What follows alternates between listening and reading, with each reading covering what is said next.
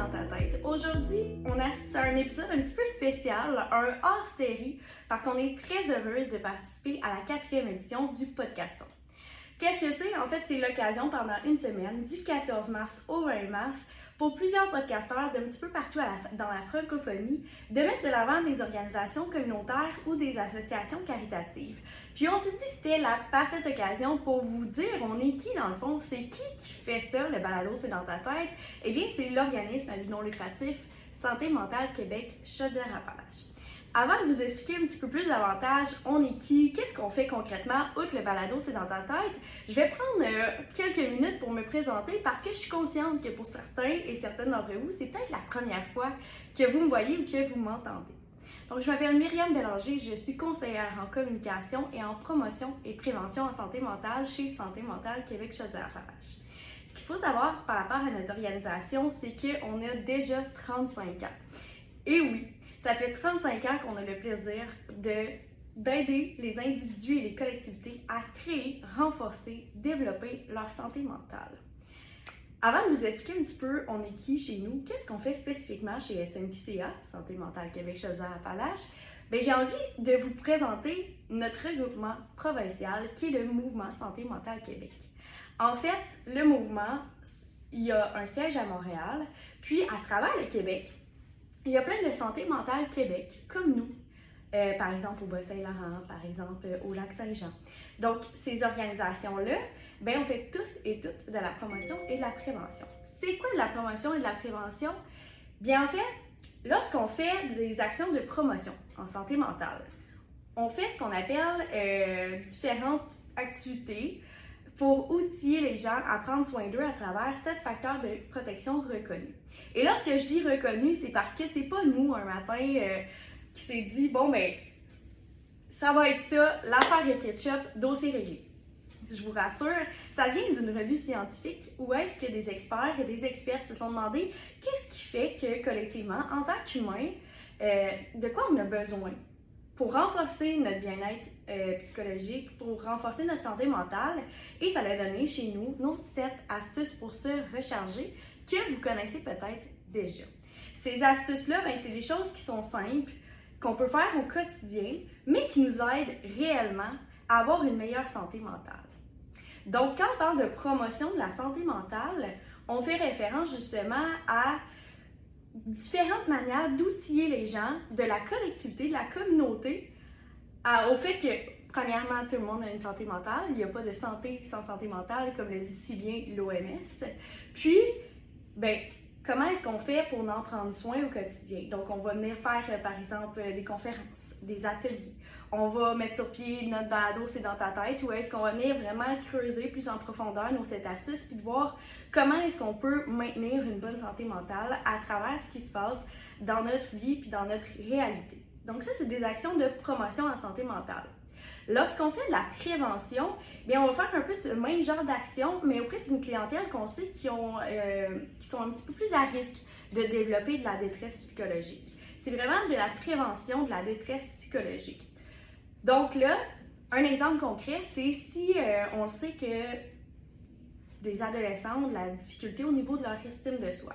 L'école peut nous appeler puis nous faire part de ce constat-là et nous, on peut adapter vraiment une activité, une conférence pour vraiment aider à développer l'estime de soi de ces jeunes-là et c'est ce qu'on appelle la prévention de la détresse psychologique. Donc, la différence entre la promotion et la prévention, c'est que la promotion s'adresse à tout le monde, puis que la prévention, on le fait auprès d'un groupe qu'on sait qu'il y a déjà peut-être une certaine fragilité. Là, j'espère que c'est clair. J'espère ne pas vous avoir perdu. Mais là, je sais que santé mentale, c'est un mot qui parfois fait peur. C'est un mot qui peut être tabou ou qu'on n'a pas toute la même définition, puis c'est tout à fait normal. Donc, de prime abord, la santé mentale, là, c'est quoi ça? La santé mentale au Mouvement Santé mentale Québec, ce qu'on dit, c'est vraiment un équilibre entre les différentes sphères de notre vie, comme les sphères sociales, physiques, mentales, spirituelles, pour n'en nommer que quelques exemples.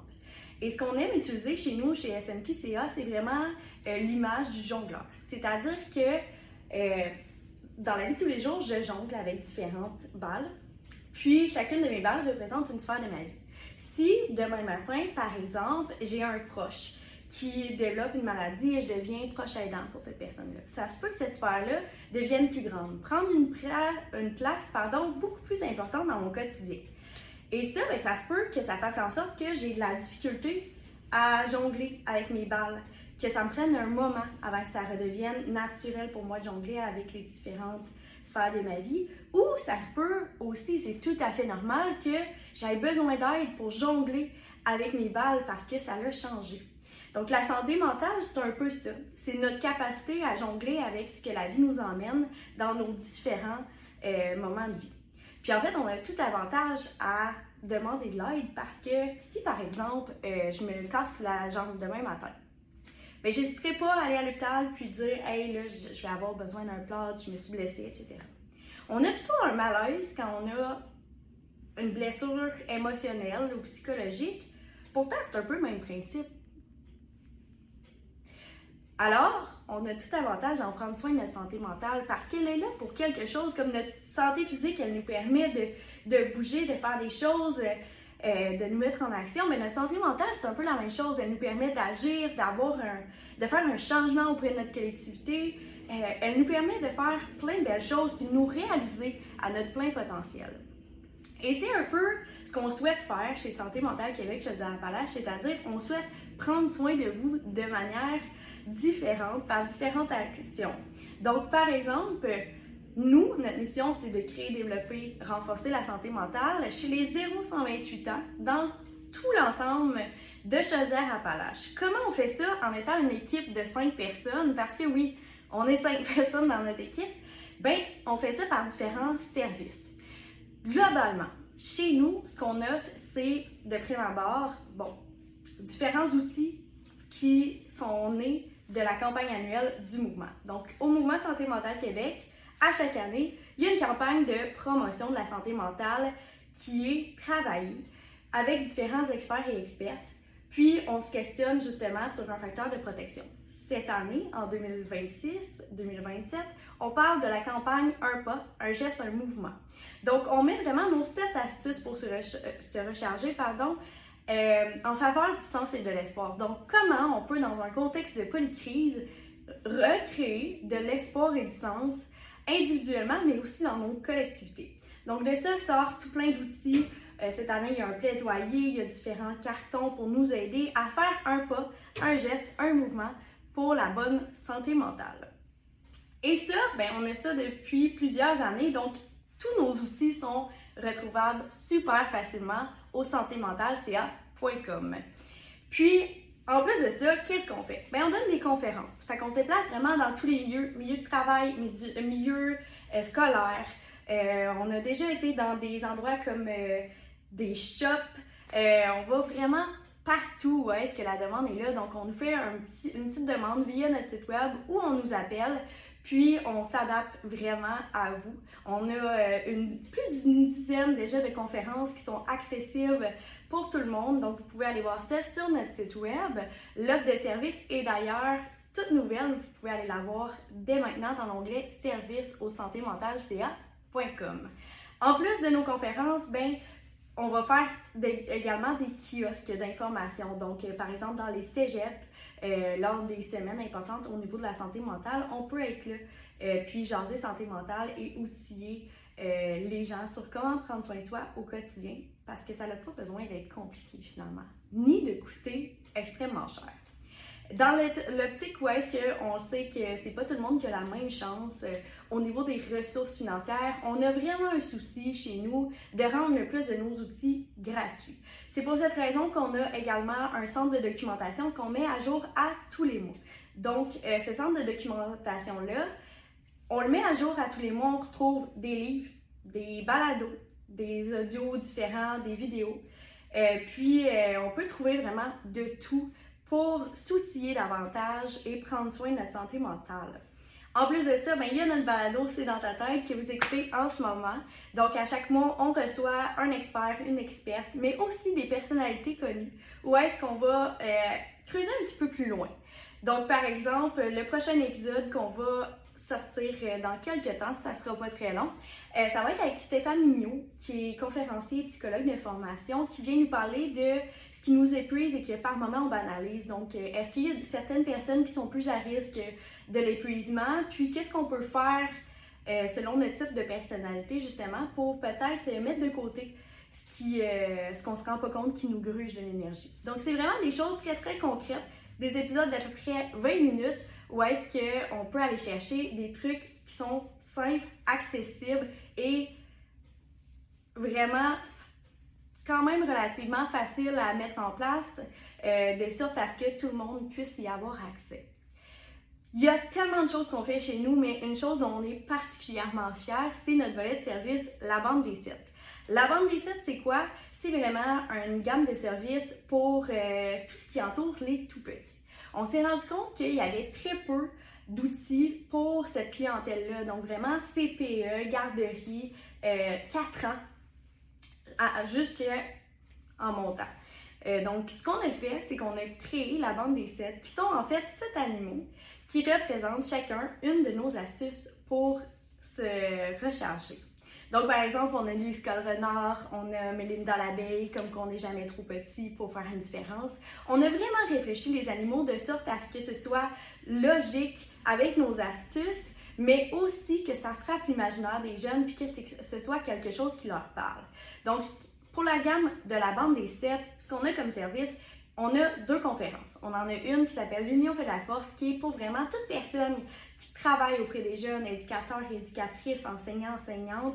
Donc, toute personne qui, dans son travail, gravite autour des jeunes. Donc, comment est-ce qu'on peut faire pour prendre soin de soi dans ce contexte particulier-là? On a également la conférence Métier de parent, qui est vraiment, à ce moment-là, fait pour éviter le burn-out parental. Puis, finalement, on a également plein d'autres services, dont des ateliers. Donc, Jeanne, l'exploratrice, qui a fait la connaissance de la bande des 7 pendant son voyage au Québec, vagabonde de milieu scolaire à milieu éducatif et va rencontrer les jeunes, va faire des ateliers concrets avec les jeunes sur comment prendre soin de leur santé mentale, toujours en gardant cette optique-là que ce soit accessible pour une clientèle de très jeune âge. Donc, c'est le fun parce qu'on vient travailler des compétences socio-émotionnelles chez les jeunes qui vont être travaillées à partir du premier cycle du primaire. Donc, on le fait juste un petit peu plus tôt avec un vocabulaire qui est vraiment adapté pour leur tranche d'âge. Donc, ça, c'est vraiment super, c'est vraiment bien reçu. Puis, on peut aussi s'en servir au quotidien en tant qu'éducateur, éducatrice, puis faire référence à « Oh, avez-vous pensé à Mélinda l'abeille? Vous rappelez-vous? » quand j'en ai venu. Donc ça, c'est vraiment quelque chose qui est super intéressant pour tous nos milieux éducatifs de Chaudière-Appalaches. Sinon, on a aussi notre livre jeunesse qui est Jeanne et la bande des 7. Donc justement, une belle manière imagée de parler de santé mentale avec son jeune. C'est un beau premier pas, ça fait une belle continuité et on peut s'en servir de différentes manières. Donc on peut lire à l'heure du coucher par exemple en tant que parent, donc un chapitre. Il y a des chapitres par astuce, par soir. Ça peut aussi être un éveil à la lecture, donc un enfant qui commence à lire, c'est pas trop enfantin non plus. Donc on parle d'un livre là, qui est vraiment, qui se lit bien pour tous les tranches d'âge, puis ça peut être même utilisé là, jusqu'à 12 ans facilement là, parce que c'est pas trop enfantin, mais les mots sont juste choisis de sorte à ce qu'ils soient pas trop complexes pour que nos 3, 4, 5 ans puissent aussi bien comprendre et apprécier l'histoire. On a aussi, finalement, et non le moindre, nos trousses éducatives de la bande des 7. Ce qui est intéressant avec ça, c'est qu'on a vraiment pensé aux enseignants-enseignantes du milieu éducatif du Québec. Donc, dans ces trousses-là, c'est des trousses clés en main, avec différents types d'activités. C'est divisé en 3 catégories. Donc, moi, mon groupe, ma classe, et ma garderie, mon école. Donc, le moi, c'est le jeune qui est invité à faire une activité qui se fait quand même assez bien à son pupitre. Ensuite de ça, mon groupe, ma classe, c'est vraiment, ça inclut son petit groupe. Et ma garderie, mon école, ben, c'est des activités qui peuvent se réaliser avec les différents groupes d'âge qui sont là sur place. Donc, ce qui est intéressant avec ces trousses-là, c'est qu'elles sont pensées selon le référent équipe du gouvernement du Québec. Donc, on se parlait un petit peu plus tôt des compétences socio-émotionnelles qui peuvent être développées à partir du premier cycle du primaire. Bien, c'est vraiment ça. On s'est fié à ces référents-là pour vraiment venir commencer à semer une graine en fait, puis développer peut-être même un petit peu plus tôt ces compétences émotionnelles-là, mais elles peuvent aussi être utilisées dans une classe du primaire pour répondre à ces exigences-là du gouvernement. Donc c'est vraiment une ressource super intéressante et ce qui est plaisant avec cette trousse-là, c'est qu'elle est téléchargeable gratuitement sur notre site web, de sorte à ce qu'on puisse l'utiliser même lorsque on n'a pas nécessairement les sous pour faire une commande, pour les avoir aussi en version papier. Parce que oui, ce qui est le fun avec nos outils, c'est que la majorité d'entre eux, on peut vous les livrer directement chez vous. On a une petite boutique en ligne au santémentalca.com. Vous pouvez magasiner vos outils de promotion et nous, on vous envoie ça directement à votre porte.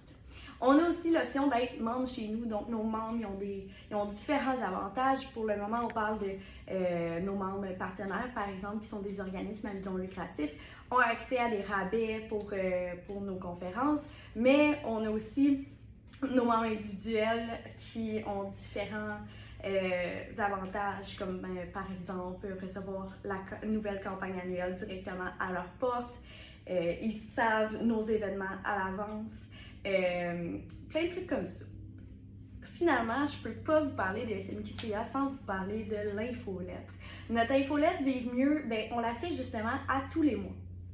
Et c'est là qu'on vient justement vous montrer c'est quoi nos nouveautés dans le centre de documentation. On vient vraiment parler d'une astuce plus spécifiquement. Fait qu'on va toujours creuser un petit peu plus loin, puis vous donner toujours les meilleurs outils, les outils les plus récents par rapport à cette astuce-là, ce qu'on est capable de trouver.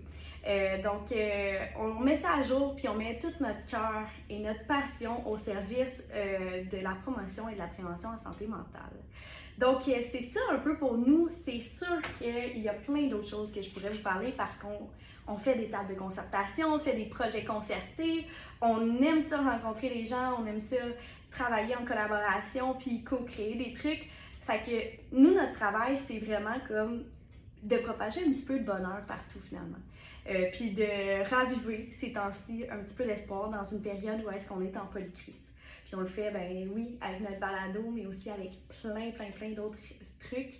Et on le fait vraiment par passion parce qu'on y croit sincèrement toute l'équipe. Donc, c'est un peu ça pour l'épisode spécial d'aujourd'hui. Si vous êtes rendu jusqu'à la fin, laissez-nous un petit commentaire, Spotify, YouTube, peu importe la plateforme que vous nous écoutez, ça peut être vraiment plaisant. On aime toujours ça, jaser avec vous, fait n'hésitez pas si vous avez des questions, des commentaires à nous en faire part. Puis sur ça, on se retrouve très bientôt pour l'épisode avec Stéphane Mignot sur ce qui nous épuise et qu'on banalise. Merci beaucoup de votre écoute, à la prochaine!